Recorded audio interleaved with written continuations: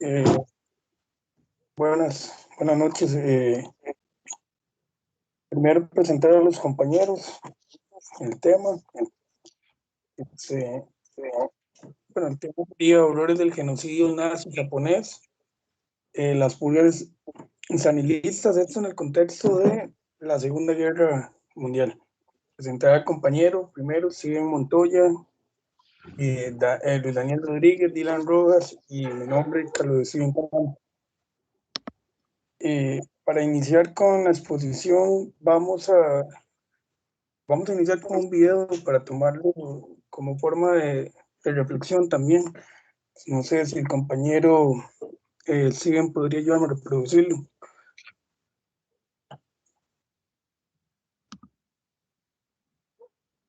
Что мы увидели в первую очередь, это колючие проводы и большие здания деревянные, которые за ними находились.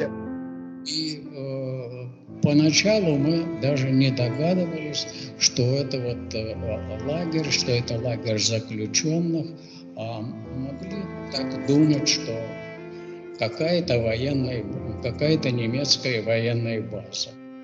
Мы увидели 4 трубы, из которых шел дым.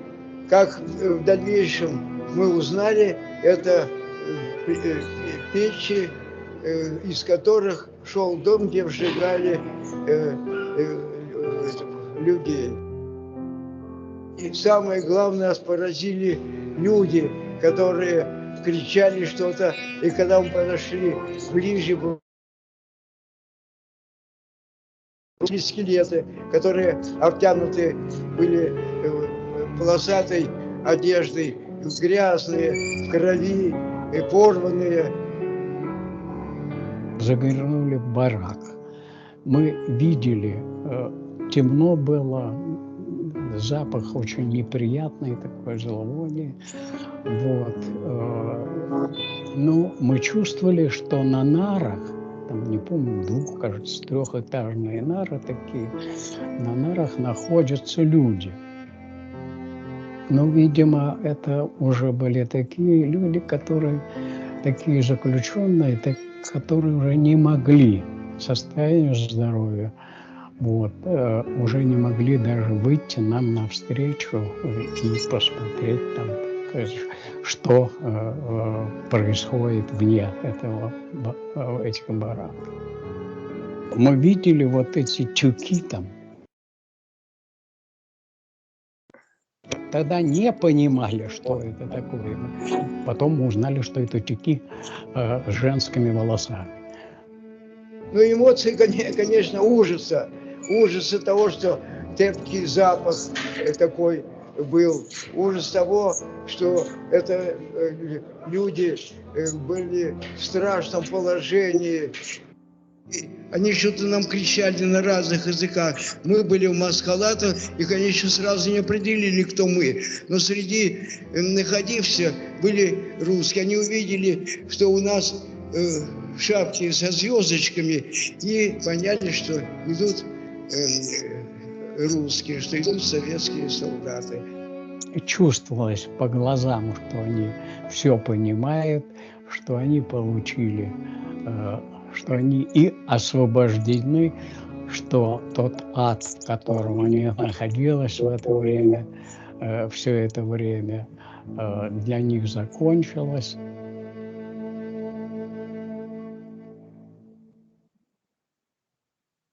Gracias.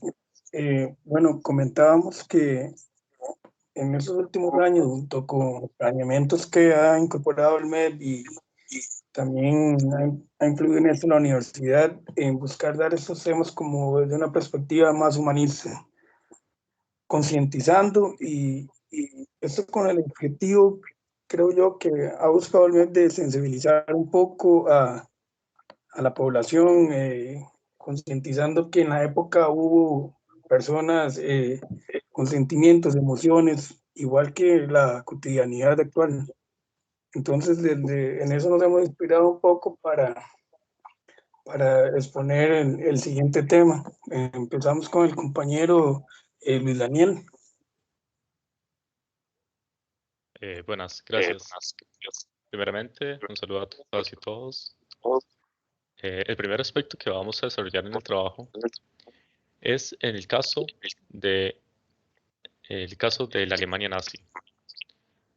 Es muy importante plantear el contexto en el cual se vivieron estas atrocidades, y es en el contexto de la guerra, en un contexto de la guerra en el cual prácticamente todos los derechos se violan, en el cual las reglas muchas veces se bifurcan, se van a situaciones que no se tienen que presentar.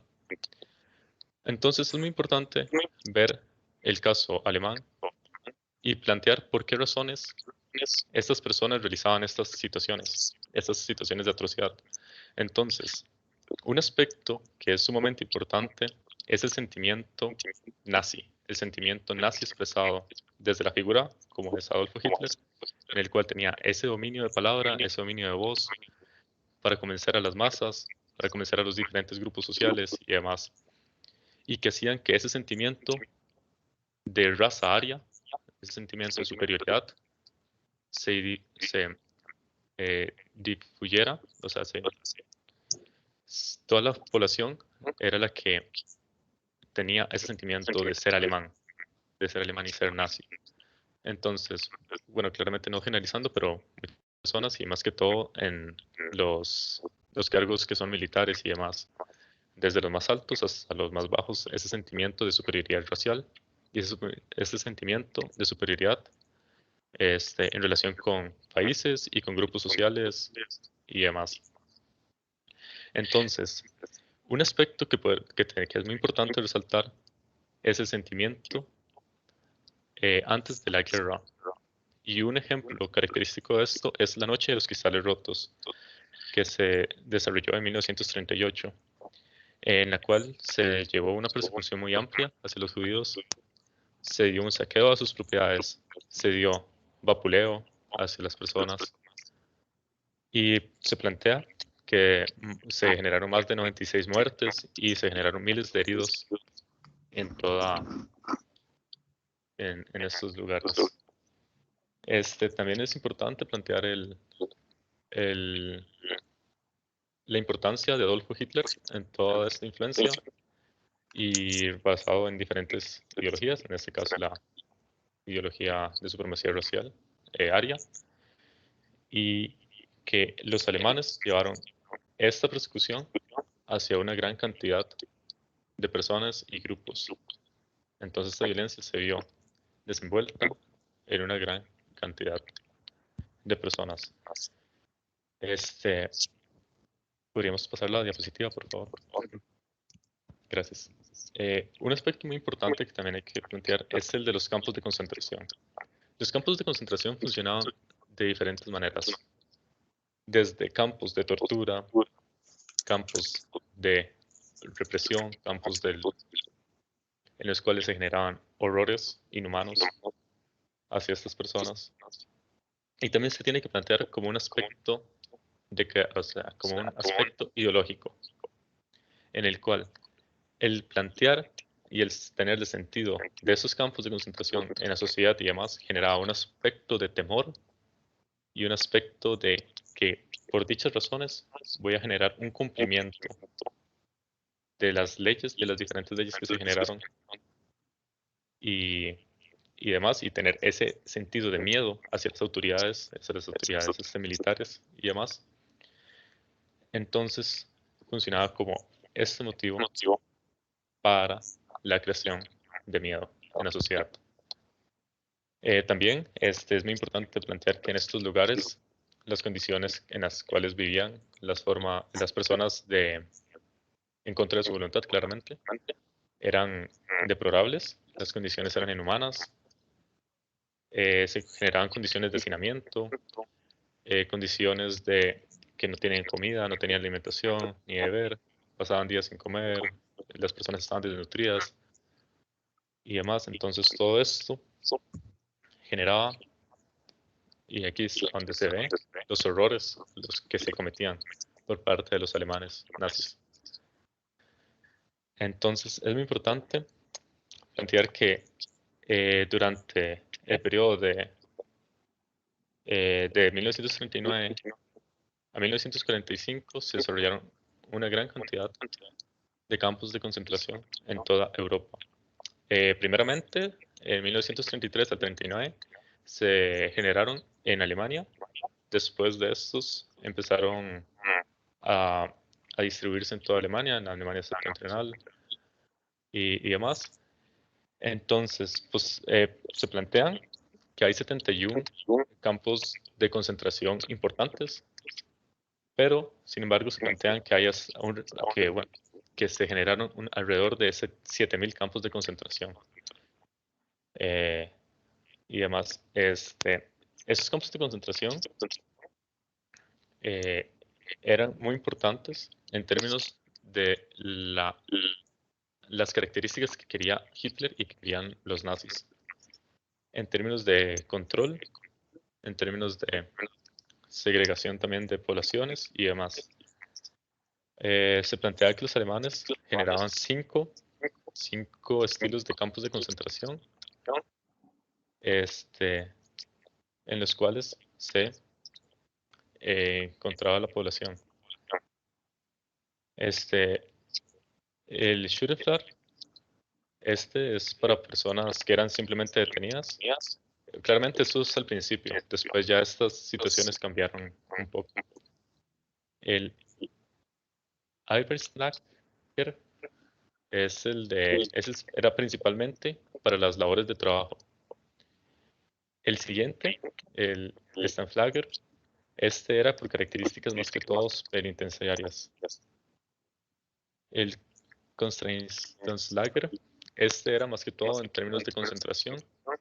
Y el Vernichtungslager, es de características ya principalmente de exterminio de la población que se encontraba en.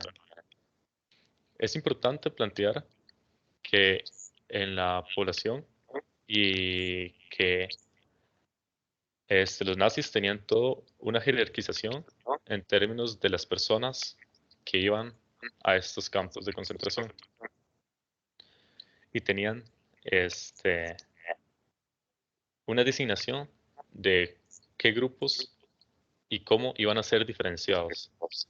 Entonces, las personas que tenían, que por diferentes maneras, porque se heredaba el sentido de que era judío, por términos de apellido y demás, o por el sentido de que era un judío como tal, o judía y demás, estos eran diferenciados con una marca amarilla en la vestimenta. La vestimenta era rayas, blanco con azul principalmente. Entonces los triángulos, primeramente se generaron de la estrella de David, amarilla, y después también se podía utilizar un triángulo invertido de color amarillo, que se diferenciaba a los judíos. También, como se plantea, cada grupo tenía una diferenciación de color. Entonces, el triángulo es el que diferenciaba a cada grupo.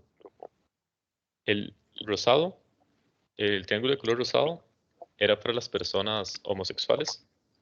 Es importante plantear los homosexuales, pero que solo eran varones. Entonces ese era el rosado. También el rojo era para los prisioneros de guerra. Prácticamente se utilizaba solo para los socialistas y los comunistas. El azul se utilizaba para los prisioneros españoles, para diferenciar a estas personas.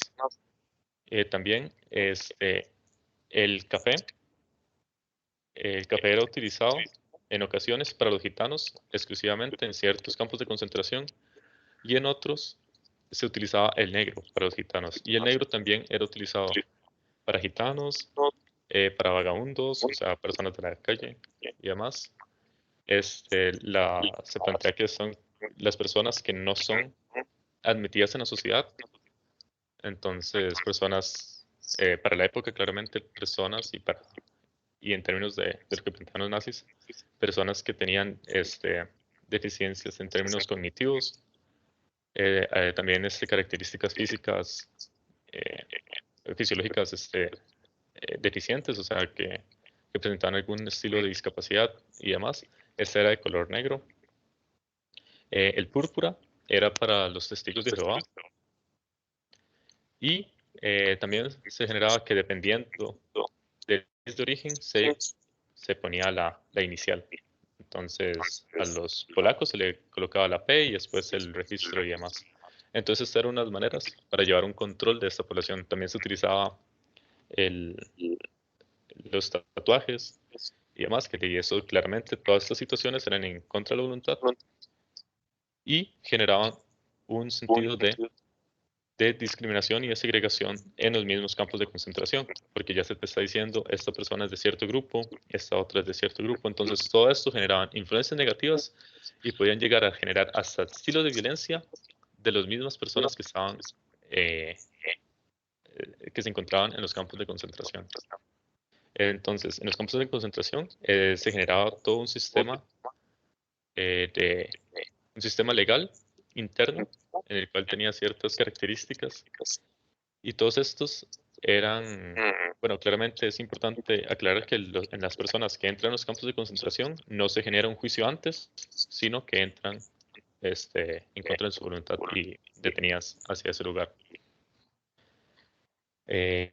Prosigamos con la próxima diapositiva. Gracias. Bueno, aquí ya vamos a plantear aspectos más negativos y más de horror por parte de los alemanes y nazis. Entonces aquí lo que se plantea es que se genera, bueno, Hitler junto con sus aliados más grandes, estilo Göring, Himmler y Heydrich. Entonces ellos planteaban, y bueno, más que todo Hitler planteaba que se necesitaba una solución final para acabar y para exterminar a todos estos grupos, principalmente a los judíos. Entonces aquí es donde ya se plantea el término de la Shoah, en términos de la persecución hacia los judíos como tal. Y bueno, que muchas veces se le ha dicho holocausto, pero entonces es cuando ya se ven los términos, porque el holocausto muchas veces para los judíos es un poco discriminatorio, entonces también se plantea el término de la Shoah.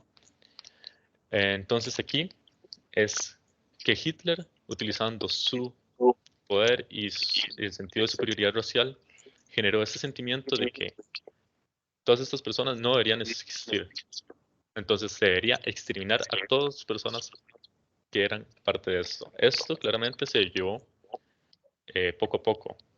Entonces, primeramente, en los campos de concentración empezaron a tener grandes cambios en términos de infraestructura y demás, para acomodarse a lo que realmente querían estas personas, que es la solución final.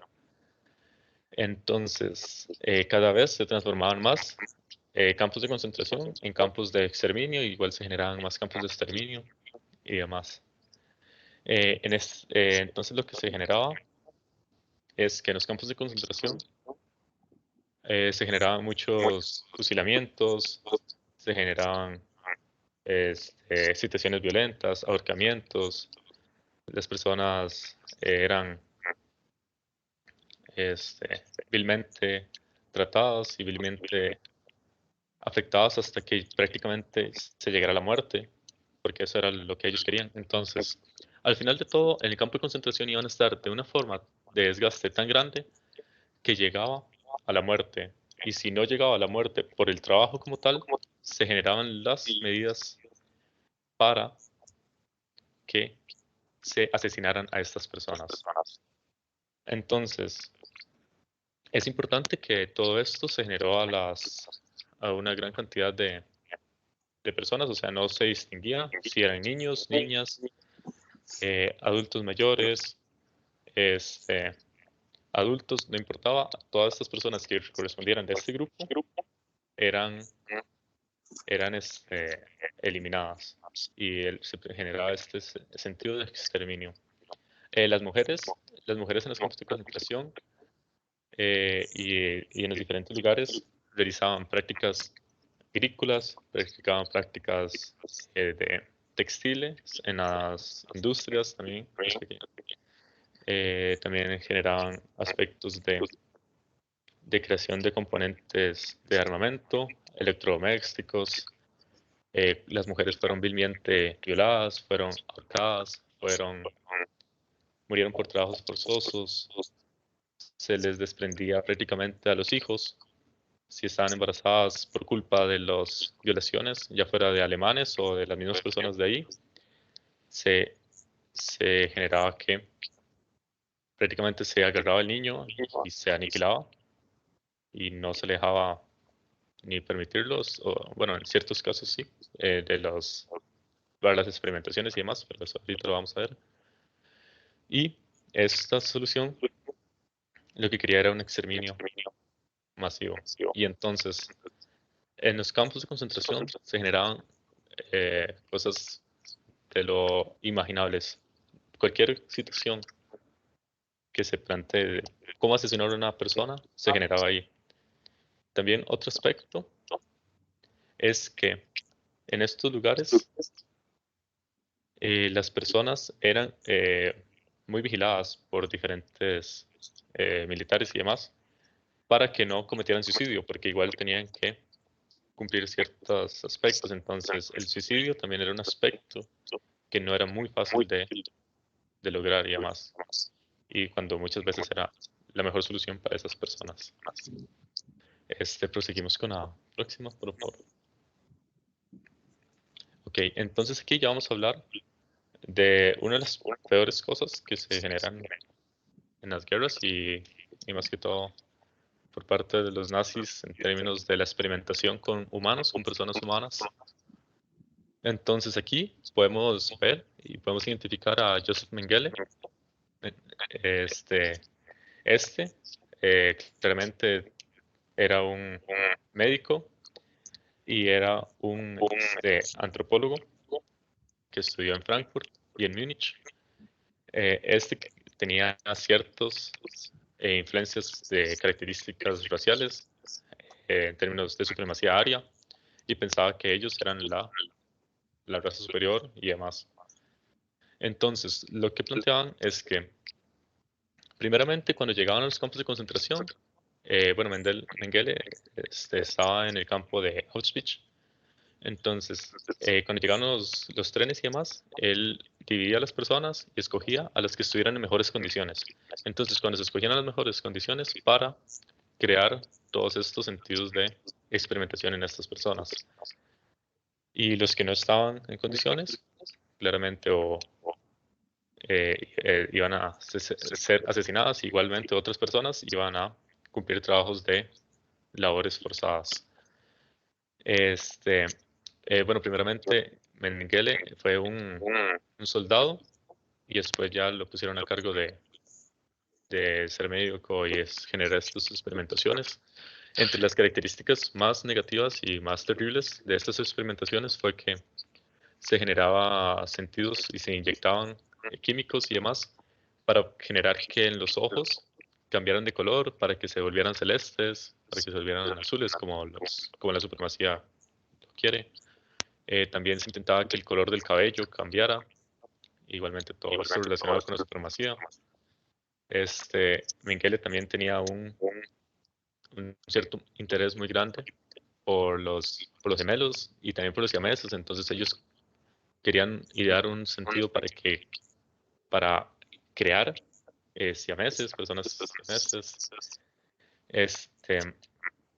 Él se le conocía como el ángel de la muerte por dichas razones, porque todo lo que hacía al final esas experimentaciones iban a llevarte a la muerte. También uno de los aspectos negativos que se generaba era que las personas eran ahogadas. Se metía a las personas un ejemplo de esto es que se metía a las personas en agua fría y se dejaba ahí hasta que no vivieran, hasta que se ahogaran. Entonces, para ver los tiempos, ver por qué duraban tanto y demás.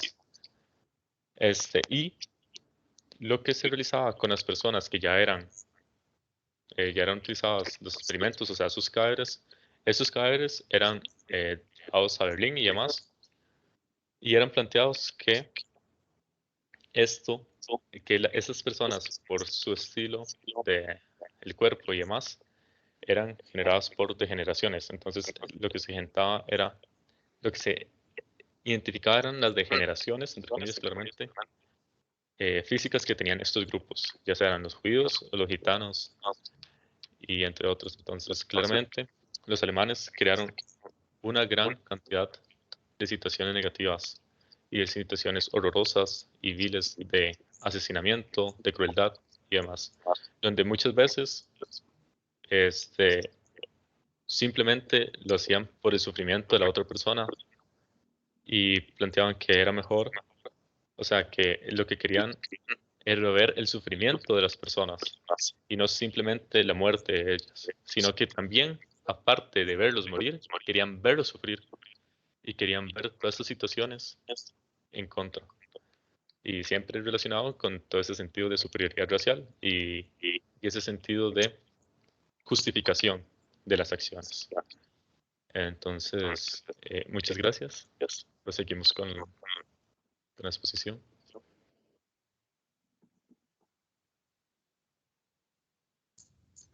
Ok, bueno, en el caso de los crímenes de guerra japoneses y las atrocidades cometidas por el ejército imperial japonés, vamos a remontarnos un poquito en la historia, porque no podemos hablar de lo que se produce y lo que acontece en la Segunda Guerra Mundial, en el caso japonés, de esos horrores, sin hablar un poquito de los antecedentes y el contexto que envolvía a Japón. Como bien sabemos, Japón es una cultura milenaria, tiene prácticas imperiales y tiene prácticas altamente estratificadas en la sociedad desde hace muchísimo tiempo. Como cultura ellos también han sido completamente herméticos, ¿verdad? Hasta nuestros días hay muchas prácticas que ocurren en Japón que tal vez podríamos calificar con ojos occidentales de racismo, por ejemplo. Pero bueno, todo eso tiene una base histórica y hay gran antecedente cultural, imperial y social que hace que Japón pensara de esa forma. Entonces también dentro de esos antecedentes pusimos al neoimperialismo como uno de los principales. Hemos estado viendo en clase cómo a finales del siglo XIX todas las principales potencias del mundo se dejan llevar, se dejan rodear por este deseo imperialista de riqueza y de subyugar y dominar económica y políticamente a todos los países no industrializados, ¿verdad? Como bien lo dice la clase y como bien lo hemos visto, la revolución industrial transformó a los países en industrializados y no industrializados. Este afán imperial de someter, ¿verdad? Y de hacerse con las riquezas no es único de las potencias europeas o no es único de Estados Unidos, en el caso americano. En el caso asiático también lo vemos, el caso asiático no es excepción de esto. Y en el caso asiático, Japón fue el principal actor, ¿verdad? Que actuó bajo las nociones neoimperialistas. Estas nociones neoimperialistas hacen que Japón incursione en territorios fuera de su archipiélago, que comience a someterlos y que comience a subyugarlos. Esto es causal de la primera guerra sino-japonesa, una guerra muy corta, como pueden ver, de 1894 a 1895, pero sirve también como antecedente para el contexto de la Segunda Guerra, porque aquí podemos ver lo que hizo la mentalidad imperial en las fuerzas militares japonesas. Aquí también vemos el primer ejemplo histórico de una masacre cometida a partir de la historia moderna por el ejército de Japón, que es la masacre de Lushunko. Aquí, bueno, cuentan las crónicas que fue algo completamente espeluznante, ¿verdad? Vean la brevedad de la guerra, un año apenas, pero eso dio paso a masacres y paso a violaciones y una destrucción completa, porque Japón, pues, al igual que el vecino europeo, estaba completamente permeado no solo de la idea neoimperialista, sino también de las teorías de darwinismo social y de la raza superior también. Todo eso también desencadena, bueno, un poquito hablar del desenlace de la Primera Guerra Sino-Japonesa, es que Japón básicamente es la victoria incondicional. China se ve completamente subyugada por el poder del ejército japonés y ellos, en propuesta de China, ellos hacen unos tratados de paz que básicamente son extensiones de tierra a Japón que le da una preeminencia en el norte de China al gobierno imperial de Japón. Y pues sí, claro, obviamente los japoneses lo iban a maquillar como una relación sana, diplomática, ¿verdad? Para luchar perdón, el creciente comunismo que sucedía en China en ese momento, pero bueno, podemos inferir que los intereses eran otros, eran intereses completamente imperialistas. Ok, entonces como les decía, todo esto desencadena y es causal de la Segunda Guerra Sino-Japonesa, que es de 1937 a 1945. Esta es sumamente importante y a partir de ahora enfocaremos el caso japonés en esta guerra, porque bueno, como podemos ver, primero que todo es contemporánea a la Segunda Guerra Mundial y hay muchos actores que ya veremos adelante que hacen que perduren en la mente colectiva todas las atrocidades que Japón cometió. Entonces, la siguiente diapositiva. Ok, como les decía, sí es contemporánea a la Segunda Guerra, sí, la Segunda Guerra sino-japonesa es contemporánea a la Segunda Guerra Mundial. Esto es de una importancia considerable porque Alemania con esa guerra Blitzkrieg, ¿verdad? Que se hace con demasiados territorios e invade demasiados territorios y supera en un tiempo muy corto, pues ayuda y otorga exenciones y beneficios militares a todos sus aliados. Obviamente Japón dentro de ellos. No sé si pueden ver en la primera imagen superior de estos soldados en la muralla china. La pistola que tiene el soldado de atrás es una Mauser, es una pistola semiautomática alemana, era la tecnología de punta de la época. Y bueno, vemos como queda representado en esta imagen verdaderamente todos los beneficios que le otorgó a Japón para su conquista de China y de las áreas del Pacífico, el ser un alemán, un aliado de Alemania. Y em, bueno, sí, exacto, toda la ayuda que eso le conllevó, tanto militar como económicamente. Em, Parte de los antecedentes, bueno, como decía en los antecedentes, ellos están cargados de una mentalidad imperial, de unos rasgos socioculturales muy definidos, y es bajo esto que el imperio japonés y el gobierno japonés, ellos establecen la política de los tres todos, de las zonas que ellos invaden o las zonas que ellos conquistan. Esto significa saquear todo, destruir todo y dar muerte a todo.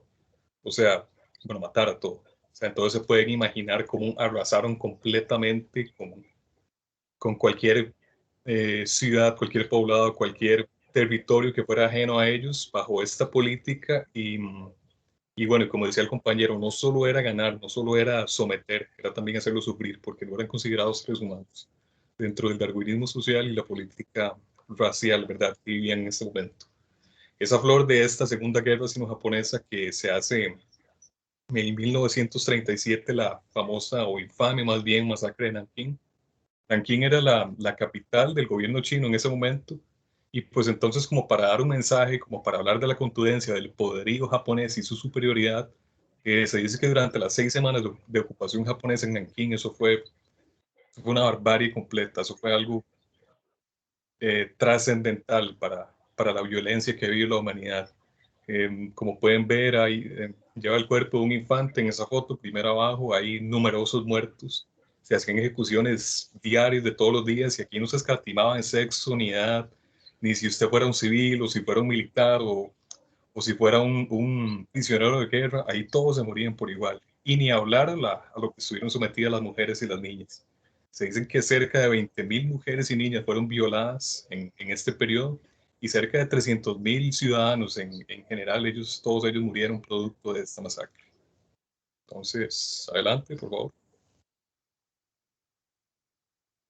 En el contexto de la Segunda Guerra Mundial, los japoneses, ellos ya tenían a Manchuria como un estado, ellos lo dominaban básicamente. Ellos ejercían un poder político y militar sobre Manchuria y bueno, todo esto se exacerba mucho más en la Segunda Guerra Mundial. Ellos ya se establecen completamente en Manchuria por su posición geoestratégica entre China y la URSS. Y es en Manchuria, ¿verdad?, que es imposible no hablar de las atrocidades de Japón sin mencionar el Escuadrón 731. Se hace en la región de Harbin, en Manchuria.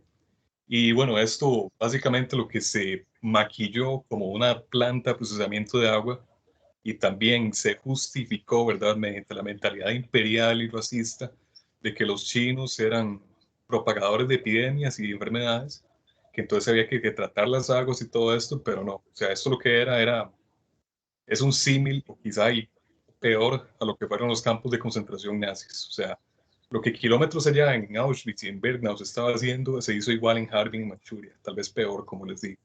Es aquí, bueno, que nace el Escuadrón 731, es el verdadero nombre de lo que estaba detrás de esa planta de procesamiento de agua. Y bueno, aquí se llevaron a cabo las peores atrocidades que se han cometido, yo creo, jamás en una guerra.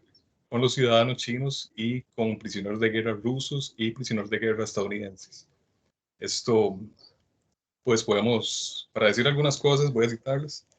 Estamos hablando de vivisecciones, estamos hablando de la inyección de enfermedades contagiosas forzadas, obviamente, como la tifus o la sífilis. Estamos hablando de que se le inyectaba aire en las venas de la gente para ver cuánto iban a tardar en sufrir una embolia. Se metía a la gente a cámaras centrífugas para ver cuánto iban a tardar en morir sin aire.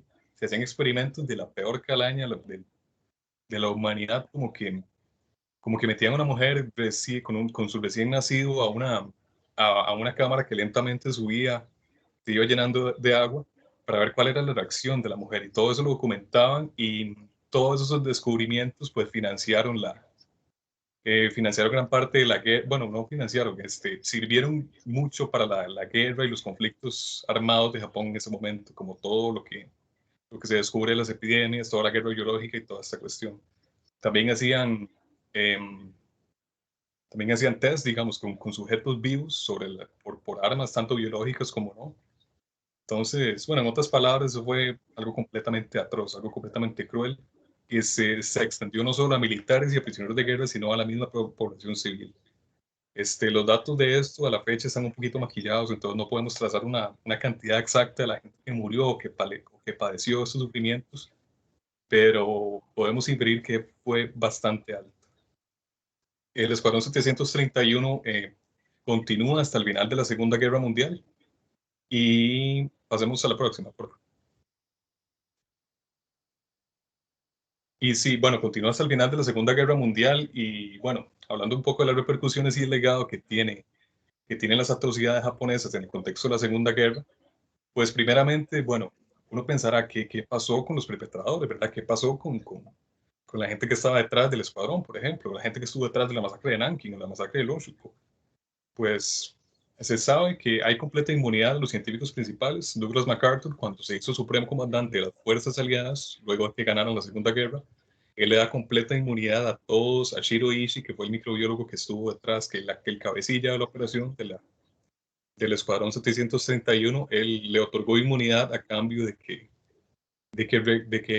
compartiera esos secretos de guerra con Estados Unidos, compartiera los descubrimientos en las armas biológicas, en la balística, etcétera. Bueno, la experimentación y las atrocidades que cometieron, básicamente los resultados cayeron a manos gringas y eso pues ayudó mucho en el periodo del el siguiente contexto que es el de la Guerra Fría. Pero bueno, recordemos que no solo Shiroishi y Hirohito, los principales criminales de guerra, o sea, estamos hablando que hoy hubo muchos soldados rasos, o sea, fueron ellos quienes perpetraron las peores masacres, el arma que llevaba ese legado, ese mensaje, ese diario imperial, o sea, fue más por la bayoneta que más que por los científicos. Entonces, uno piensa, digamos, ¿qué sucedió con esa gente? ¿Cómo lidió? ¿Cuál fue su repercusión? ¿Cuál fue su legado? ¿Sus consecuencias? Y aquí se traza una línea muy importante entre Occidente y Oriente. Tenemos a la filosofía Kyo. Esto es una filosofía budista que básicamente significa que, grosso modo, que el karma es común. O sea, el karma no es una cosa individual, sino que es algo común que todos compartimos. Entonces, por ejemplo, entre los documentos que estuvimos investigando, se traza un caso de una persona que habla de los escritos producidos por criminales de guerra del Japón. Se dice que era un pensar como que yo no lo hice, o sea, lo hicimos todos. Yo no soy culpable, todos somos culpables. Entonces, pues podemos inferir que un ex soldado japonés ya inminente ante la muerte, perdón, o ante el cancelamiento, era muy fácil cancelar esa propiedad individual y decir que era culpa de todos o que solo estábamos siguiendo órdenes. Y, y eso, pues, podemos inferir que tal vez supuso un número muy alto de criminales de guerra que compartían esta filosofía y este pensamiento. Y sobre el legado en la cultura popular, pues hay numerosas cosas. Como les decía, cuando Estados Unidos conquistó Japón luego de la guerra, ellos silenciaron mucho de todas estas atrocidades junto con el gobierno japonés, entonces por mucho tiempo esto estuvo en completo silencio. Pero bueno, yo digo que con la llegada de los medios de comunicación masiva y la comunicación instantánea, pues todo esto ha tomado como otro parámetro, digamos. Esto, hay películas, exención de responsabilidad, no le estoy diciendo a nadie, no le estamos diciendo a nadie que vean estas películas, estamos diciendo que existen. Hay una película de 1988, Los hombres detrás del sol, es por el cineasta chino Mo Tun-fei, que básicamente, pues sí, o sea, es súper cruda, súper directa, digamos, busca visualizar de la forma más representativa todos los horrores del Escuadrón 731. Es una película bastante perturbadora y sí, digamos, fue como un mensaje político de la época, más que todo, porque en esa época había salido los 120 días de Sodoma y todo, pero bueno, está esa película Los hombres detrás del sol. También estamos hablando de otra película también de Mo Tun-fei, el mismo director de Los hombres detrás del sol, que se llama Sol Negro, la masacre de Nanking. Esto trata, como les decía, de la masacre de Nanking de 1937. Y pues sí, o sea, se pueden imaginar la clase de crudeza de contenido que puede tener y lo perturbador que puede llegar a ser con solo ver las portadas, ¿verdad? Y cómo se busca dar ese mensaje contundente que básicamente que esto no puede ser olvidado. Existe otra película, esa no es tan controversial, es de este prolífico director Zhang Yimou, que se llama Las flores de la guerra. Tiene un enfoque como más occidental, porque trata de un sacerdote que rescata unas prostitutas y unos estudiantes de la ciudad de Nanking en 1937. Pero sí, esto sería por el caso japonés. Entonces continuamos con las purgas estalinistas. Ok, perfecto. Primero que todo, un saludo a todos los compañeros y compañeras. En mi caso, voy a comentar acerca de lo que son las purgas estalinistas y básicamente sus genocidios. Cuando vamos a hablar específicamente eh, de lo que fue el desarrollo de este genocidio causado por la Unión Soviética, específicamente en esta época del estalinismo, hay que abarcar muchos periodos, procesos, eventos que inclusive hasta el día de hoy siguen apareciendo, que muchos todavía no se han descubierto,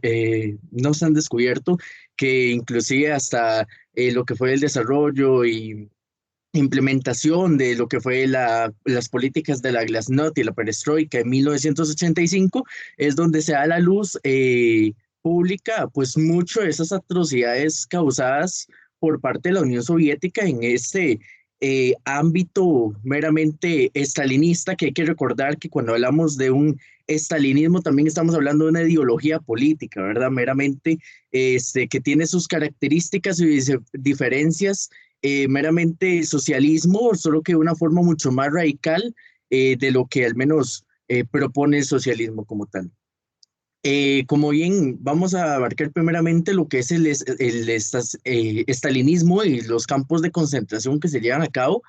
Eh, Grupo menciona y define el estalinismo como lo que es el sistema político y de gobierno instaurado por Stalin en la Unión Soviética y cronológicamente con el periodo de la historia soviética durante el cual Stalin ejerció un poder absoluto. Es importante tomar en cuenta que este se va a llevar a cabo aproximadamente de lo que es de 1924 a 1953, es decir, justamente todo el periodo en el que estuvo Stalin. Recordar que pues en 1922 muere Vladimir Lenin en la Unión Soviética y pues seguidamente va a quedar instaurado Stalin como presidente hasta su muerte en el año 1953. Este, Cuando nosotros hablamos de unas causas del estalinismo, meramente el por qué se llevan a cabo justamente el desarrollo de pues todas estas masacres, genocidios, persecuciones, inclusive hasta deportaciones de su propio país, pues hay una gran variedad, pero al menos para por ejemplificar de una forma mucho más general, podemos contemplar dos elementos causantes donde, por ejemplo, podemos comenzar con lo que son elementos ideológicos. Realmente la cultura comunista instaurada la Unión Soviética en el proceso de justamente el desarrollo del mandatario Joseph Stalin, vamos a tener un elemento ideológico donde vamos a hacer persecución, donde se va a llevar a cabo cualquier ejecución, como también cualquier estilo de búsqueda a distintos grupos, como también sectores sociales en específico durante la historia.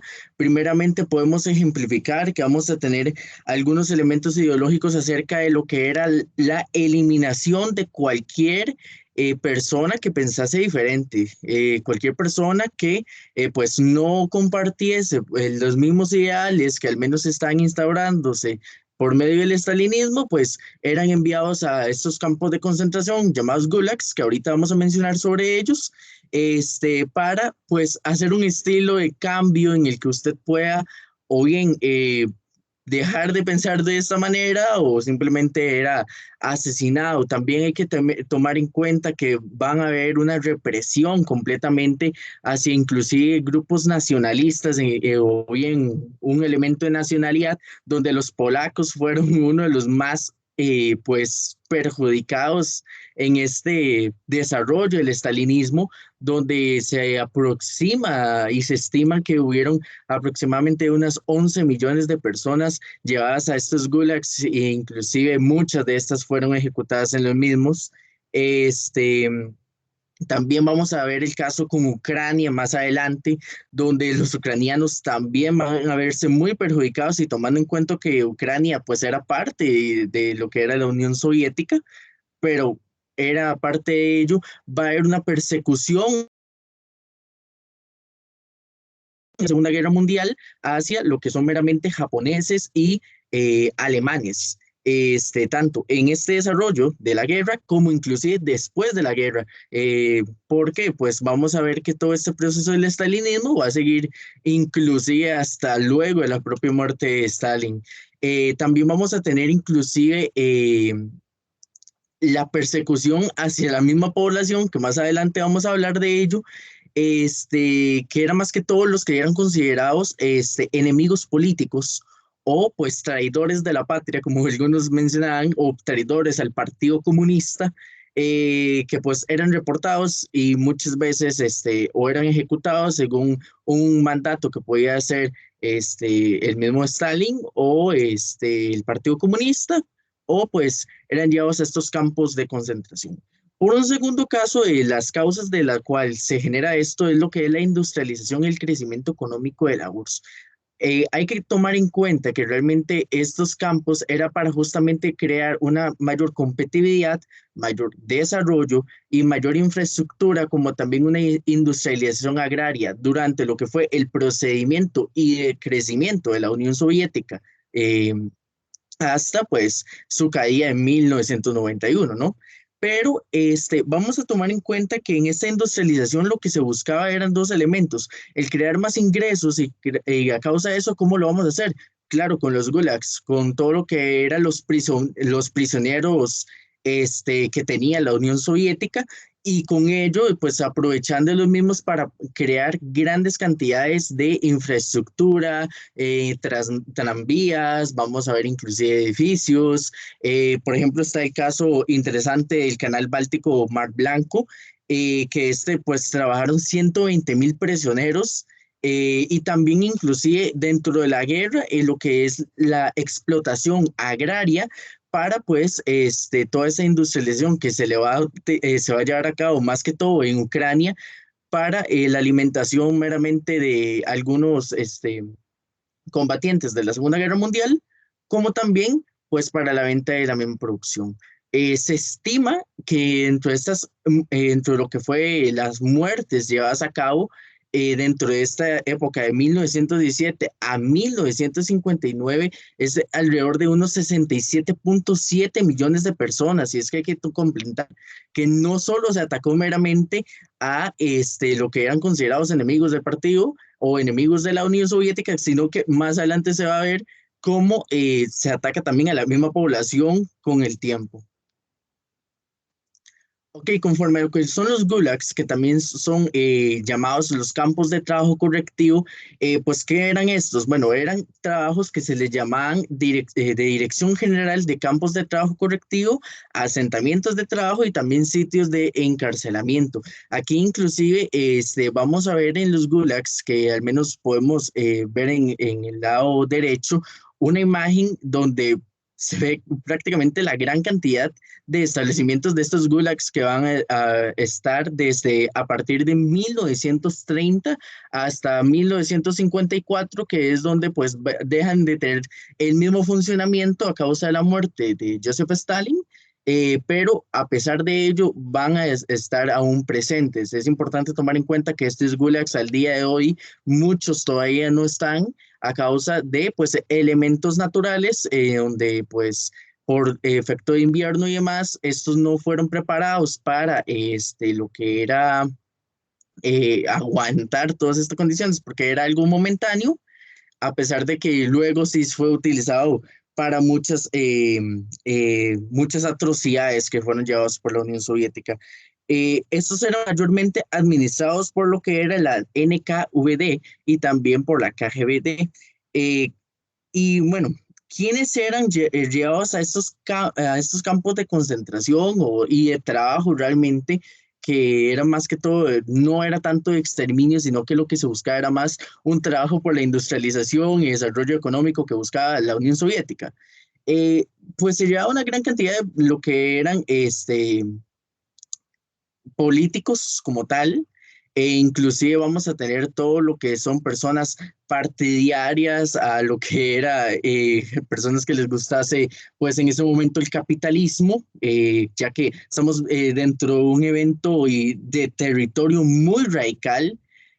Personas que claramente si se consideraban o tenían un cierto gusto hacia el nazismo eran llevadas al mismo, como también personas que criticasen al Partido Comunista eran llevados por ellos. La primera vez que se conocen, al menos a un nivel occidental, de una forma pública, va a ser a Alexander Solzhenitsyn. Él va a ser uno de los primeros premios Nobel de literatura, donde en su libro Archipiélago Gulag, él comenta y estuvo dentro de estos gulags acerca de qué era, porque realmente no se sabía mucho de ello. Como les comento, el censamiento y también inclusive la censura extrema que se hizo de los mismos fue muy, muy grande. O sea, se va a saber hasta alrededor de los años 50, gracias a este personaje, acerca de los mismos, pero todo lo que fue la masacre que se llevó a cabo en esos gulags, se va a llevar hasta casi con la implementación de la perestroika por Gorbachev. Eh, Alrededor de 400 gulags fueron lo que se estima que existiesen. Estos estaban ubicados más que todo en zonas lejanas. Estos no eran en una zona en donde estuviese muy urbanizada, porque pues justamente lo que se buscaba era tener un mayor prestigio de la Unión Soviética y que pues aquí no se pensase que podían haber hasta campos de concentración. Por ejemplo, mayormente donde esos están, entonces como les comentaba, lejanías pues del urbanismo soviético. También van a haber muchos en Ucrania. Luego de la Segunda Guerra Mundial se van a implementar bastantes en el área de Alemania, Hungría, entre otros territorios. Muchas de las condiciones pues reparables de que se vivían en estos territorios eran muy difíciles. Falta de alimentación, medicina, pues no hay para nada.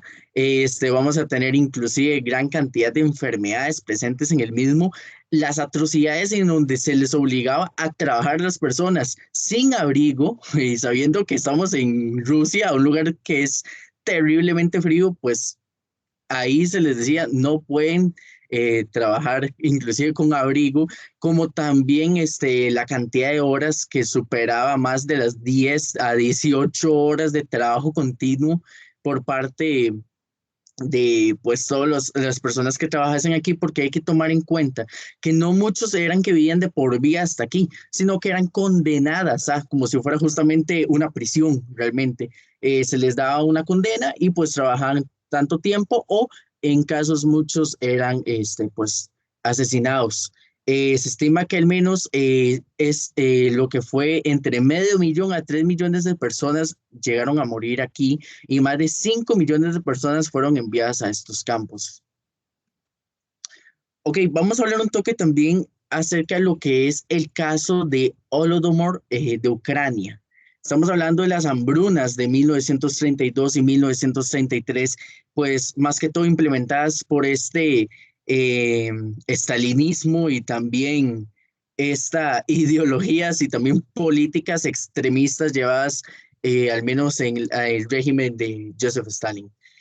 Cuando nosotros hablamos de Holodomor, al menos Fraga nos menciona que estamos denominando el proceso de muertes por hambre de campesinos ucranianos. De hecho, Holodomor justamente significa muerte por hambre.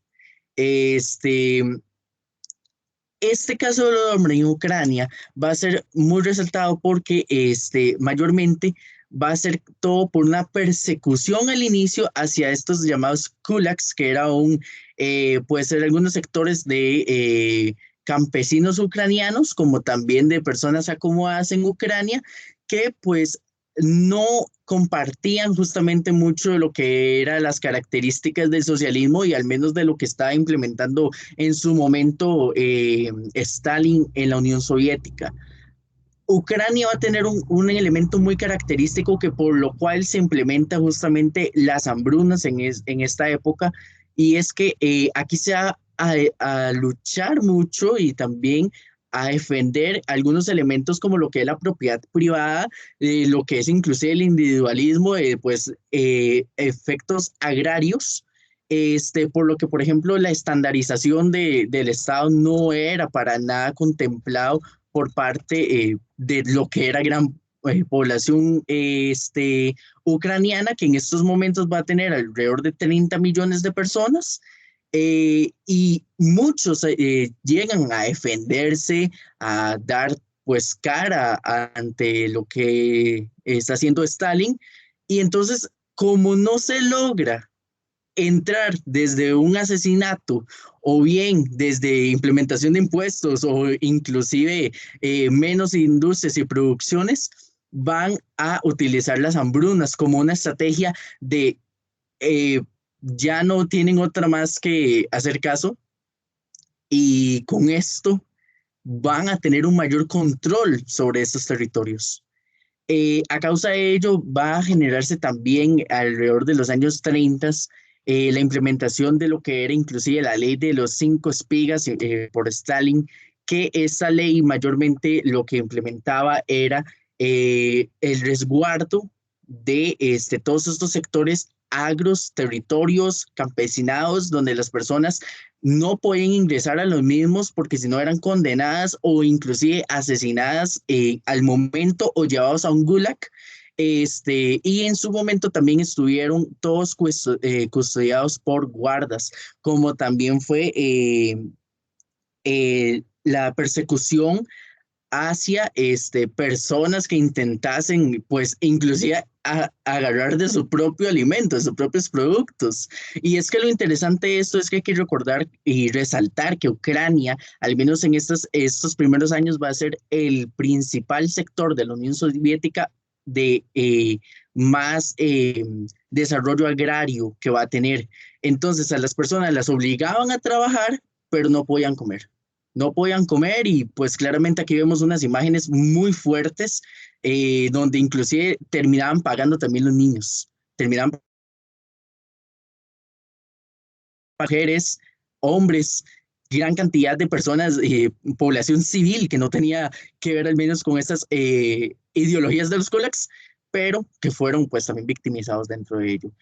Esto generó también mucho lo que van a ser problemáticas como el canibalismo, inclusive mercados negros donde se vendía carne humana porque era tanto el hambre que tendrían que comerse a sí mismo, pero justamente con ellos se crean enfermedades por el consumo de la misma.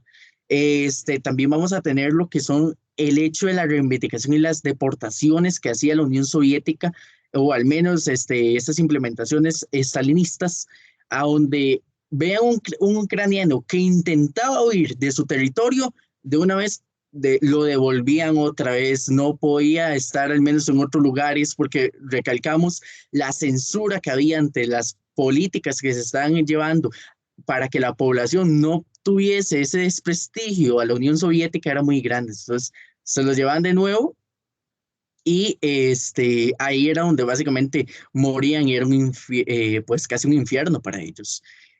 Inclusive en una revista de la Universidad Complutense de Madrid, no, hay una estimación que al menos las muertes por hambrunas rondan hasta los 8,5 millones a los 11 millones de personas, o sea, una cantidad muy, muy, muy preocupante, y uno dirá que inclusive muy elevada y exagerada, pero pues básicamente dejar una población sin comida por más de un año puede ser justamente el resultante a estos datos que son muy tristes y muy preocupantes.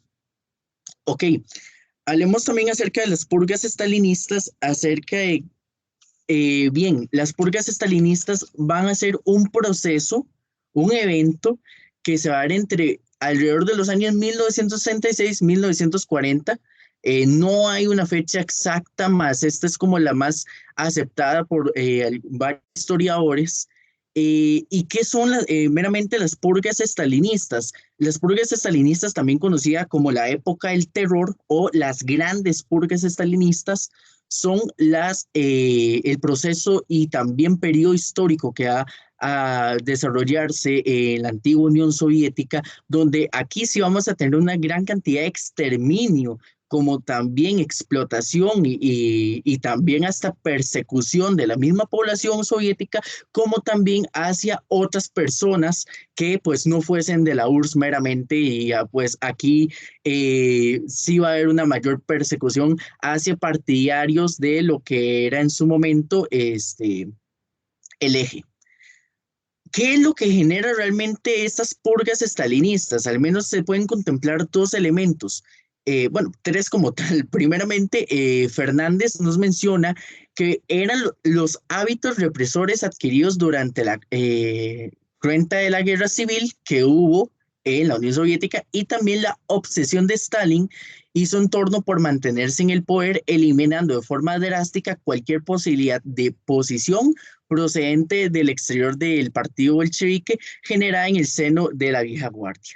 O sea, realmente aquí lo que es buscar un totalitarismo total, donde vamos a implementar todo hacia mí, una persona, es decir, Stalin, todo soy yo mando, y no quiero tener nada del pasado, donde cualquier inclusive pensamiento diferente a lo que se está promulgando va a ser eliminado. Y con ello justamente va a generarse también un deseo de lo que era la renovación que tenía Stalin hacia Rusia.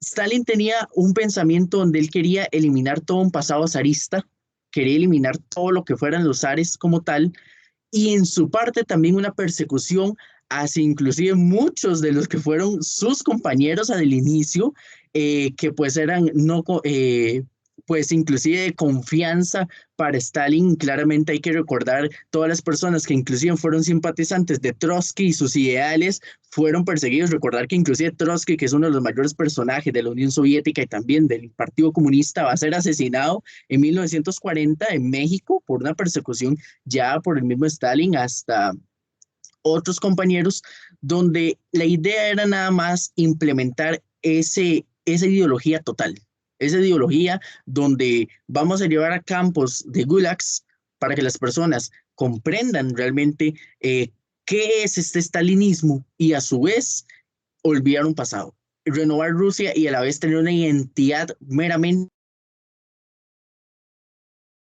que las personas pudieran identificarse completamente por medio del estalinismo como personas de la Unión Soviética comunistas, pero claramente estas eran mucho más, pues extremistas, ¿no? También vamos a tener, conforme que el estudio más completo, al menos realizado hasta la fecha, gracias a un investigador llamado Robert Conquest, él menciona que justamente por todo lo que fue esta represión política que se llevaron a causa de las purgas, como también por todo lo que fueron las hambrunas, que estas hambrunas que se llevaron a cabo en Ucrania luego van a ser implementadas en la propia Unión Soviética, van a llegar hasta los 13 a 15 millones de muertes, al menos en solo este poco tiempo. O sea, hay que comprender que realmente la represión que hubo contra la misma población fue muy alta, y que inclusive en un tema de guerra, que estamos al menos entre plena Segunda Guerra Mundial, pues justamente lo que se buscaba era esa misma persecución hacia algunos partidarios políticos, pero también volvemos a lo mismo, a esa industrialización y mayor desarrollo económico que pudiese defender a la Unión Soviética en lo que era la guerra mundial, tener las condiciones aptas para, como también para un desarrollo de lo que va a ser la Guerra Fría, que claramente para hacerle una cara y competencia a Estados Unidos necesitamos un gran desarrollo económico, un gran desarrollo político de infraestructura, por lo que muchas de estas purgas eran generadas. De las ejecuciones es importante tomar en cuenta como también los encarcelamientos a los gulags eran llevados por los troikas. Los troikas eran justamente tribunales en el que muy pocas personas del Partido Comunista, que eran mucho de confianza de Stalin, podían interferir ante si una persona iba o no a ser sentenciada. Se llevaba primeramente a estas personas, a estos troikas, y luego pues su destino era ya tomado, pero realmente esos troikas van a ser implementados específicamente más hacia lo que eran pues enemigos políticos, que eran los que mayormente terminaban pagando pues las mayores atrocidades. A otras personas simplemente, pues si habían hablado mal del Partido Comunista o bien de la misma Unión Soviética, los llevaban de una vez a un gulag y ahí tenían que llevar una gran cantidad de años trabajando para la URSS. ¿A quiénes ejecutaron y persiguieron entonces estas personas? Bueno, vamos a tener a los propios socialistas que, como les menciono, sí eran unos socialistas que no, pues, estaban de acuerdo al socialismo estalinista, pues eran personas justamente perseguidas por estas purgas hacia anarquistas, miembros del Partido Comunista Soviético que fuesen opositores al y cualquier persona que diera muestras de ser enemigo del pueblo. También vamos a tener una persecución muy fuerte hacia lo que fueron los rusos Harvis. Los rusos Harvis van a ser las personas que trabajaron en la construcción del ferrocarril del este de China, que es algo muy difícil de comprender, pero a causa de justamente haber estado en territorio asiático, cuando ellos vuelven de justamente el término de la construcción de este ferrocarril, van a ser tomados en cuenta como posibles espías de Alemania y de Japón. Entonces, estos rusos que trabajaron durante el desarrollo de estos ferrocarriles eran llevados de una vez a pues estas purgas y claramente campos de concentración. Dice que a su vez de los 1996 delegados del séptimo Congreso del Partido Comunista celebrado en 1964, al menos 1.108 fueron arrestados y encarcelados, solo para ser ejecutados en la mayoría de los casos, por lo que vemos que es algo pues muy difícil de comprender, que hacia el ataque en este caso es hacia sus propias personas, hacia su propia gente. Es una característica muy diferenciada hacia si vemos otros genocidios, sino que aquí es una implementación totalitaria hacia su propia población. Dice que 3 de los 5 mariscales, 13 de los 15 comandantes de ejército, como también 8 de los 9 almirantes, 50 de los 50 generales de los cuerpos del ejército, 154 de los 156 generales de división, como también todos los comisarios de ejército, los 25 de los 28 comisarios de los cuerpos de ejército de la Unión Soviética, fueron muchos juzgados y también condenados por razones políticas. O sea, y estas razones a veces políticas eran porque eran personas que no le generaban confianza a Stalin. Eran personas que simplemente decían, mira, es que él piensa diferente, está criticando, está hablando mal de, y esto que estamos hablando de ejemplificaciones de propias personas del Partido Comunista, eran igualmente pues juzgadas y encarceladas. Y es importante también tomar en cuenta que mucha también de la persecución que se hizo fue justamente hacia intelectuales y artistas.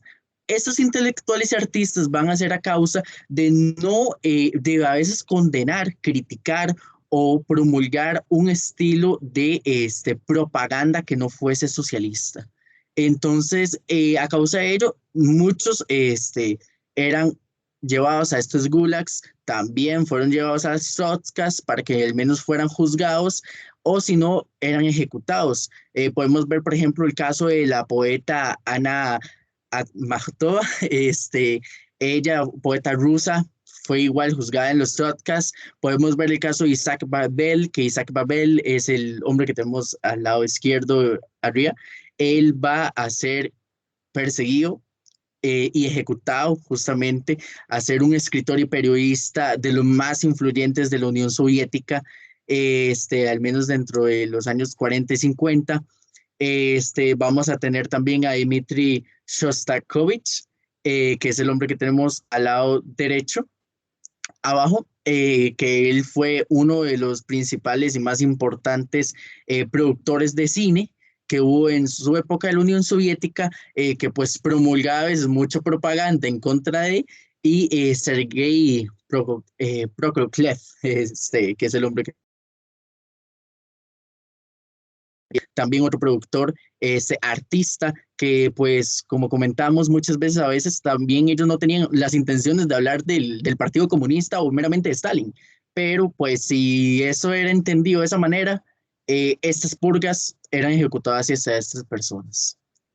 Entonces, al menos de mi parte, eso es de lo que se puede replantear de muchas de las problemáticas causadas por parte de la Unión Soviética y como recalco, muchas hasta el día de hoy se siguen dando a la luz, muchas inclusive aún faltan de conocer. Actualmente Rusia no menciona mucho de ello, la población juvenil no conoce tanto de esto y hasta ha generado una problemática al día de hoy de una identidad propia acerca pues este pasado, ¿no? Que es muy difícil de borrar y de olvidar por parte pues de la misma población rusa al día de hoy.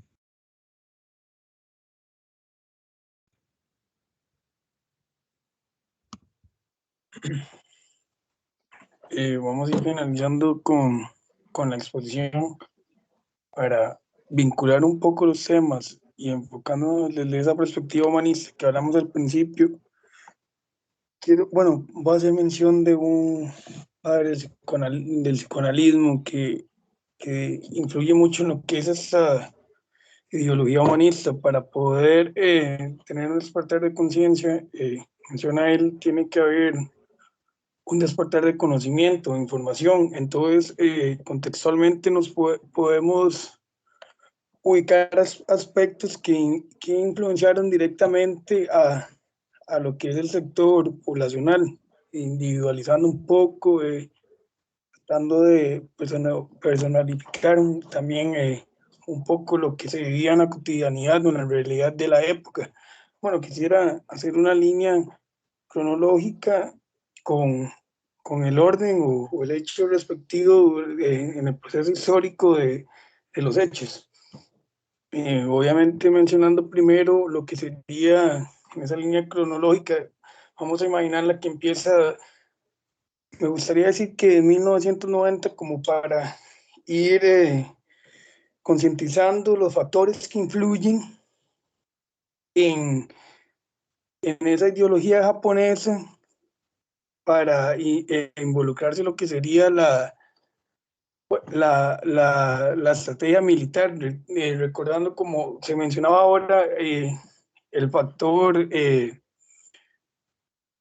pues milenario militar de Japón siempre se ha considerado por ser una nación con un interés de expansión geográfica, pero se ve limitada en este contexto, ¿verdad? Hablando de 1990, por un hecho o por un factor que se veía en el transcurso de la presentación, que es la tecnología militar.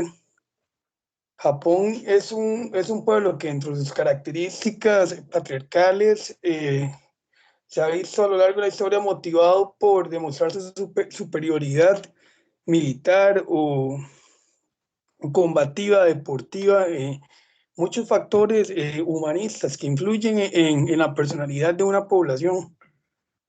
El factor militar, Alemania, al ver un potencial aliado para poder invadir a una China que se veía un poco neutral en lo que era el movimiento imperialista, que se veía más en la parte de Alemania, Japón, hacia el norte, con la misma Rusia, que como lo mencionaba el compañero, con los movimientos obreros ya querían remover ese sistema político del zar, donde el zar era la figura autoritaria que tristemente posteriormente vemos, y tristemente sí, como cuando Stalin y estos miembros llegan al poder, pasa de ser un sistema zarista a uno absolutista. Pero bueno, nos vamos a ir sobre esa línea. Está hablando de 1900, bueno, Alemania ve un potencial aliado para expandirse geográfica y militarmente. Y paralelamente a la historia, vemos a una Alemania, vamos a hacer mención a un 1930, obviamente teniendo en cuenta que en ese proceso histórico venía aconteciendo esos hechos dentro de Japón, vinculándose con una Alemania que quería incursionar en lo que era un sistema imperialista, el cual tenía factores que le permitían tener una rápida incursión, a pesar de que después de 1914-15, Alemania queda devastada por la Primera Guerra Mundial. Adolfo Hitler o el sistema político de Alemania en ese entonces se levanta muy rápido por factores como explotaron riquezas coloniales y que me gustaría decir una organización política ordenada, porque a pesar de que Alemania queda devastada, según para determinar si un país es pobre o rico, según los índices que usa la ONU,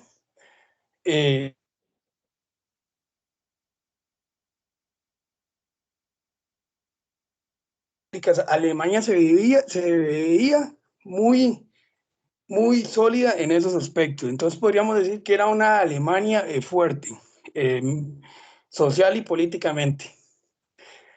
En diferencia a Rusia, que en este contexto, en esa línea cronológica, hablando de 1936, una Rusia con distintos conflictos internos cívicos por los bolcheviques, por querer sustituir el sistema zarista. Todos estos factores que influyen dentro de una sociedad, yo diría que violenta. Podríamos decir violenta porque los antecedentes lo demuestran.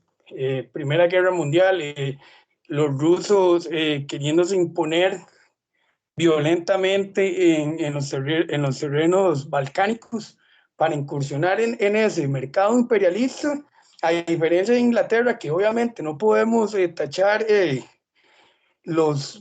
hablando de holocaustos o genocidios, las masacres que hizo en África.